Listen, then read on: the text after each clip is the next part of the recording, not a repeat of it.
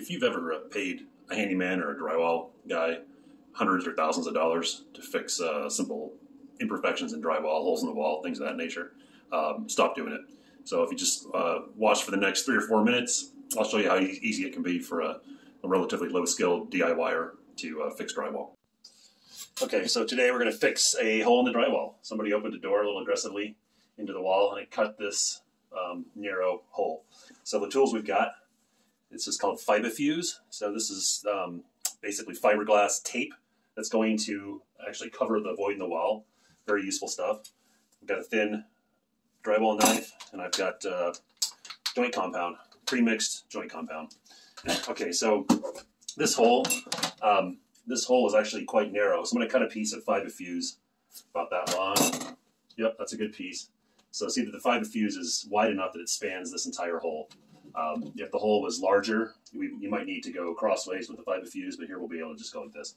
Okay, so first step, we're going to just lay some joint compound with the putty knife. I'm going to lay it on both sides of the hole, basically.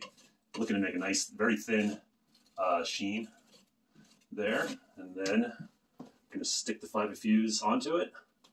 There it is. I like to kind of, once I get it here, I like to just push it down, get it stuck into that joint compound. And for this first pass, we're actually going to just do a thin skim coat on top of the FiberFuse.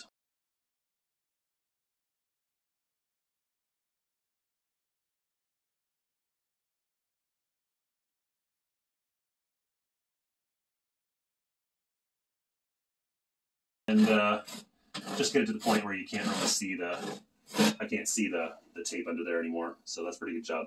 Okay, so that's it for now, and we'll come back later and do the texturing.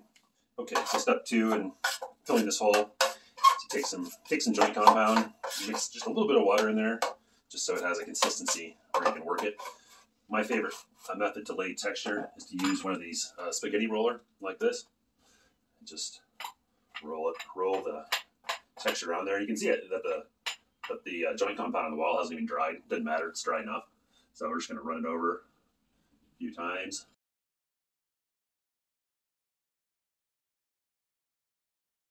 Last step, you're going to lightly knock it down just to get the rough edges off of it.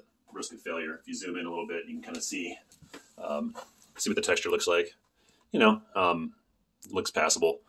I didn't sand this drywall. I'm not a big fan of sanding drywall. I'm not a professional drywaller. Nobody pays me to do this, but I find that really the purpose of texture is to cover up imperfections in your skim coating. All right, last step. We've let the sheetrock, the joint compound dry for the most part, and now we're just going to throw a layer of Kills on there.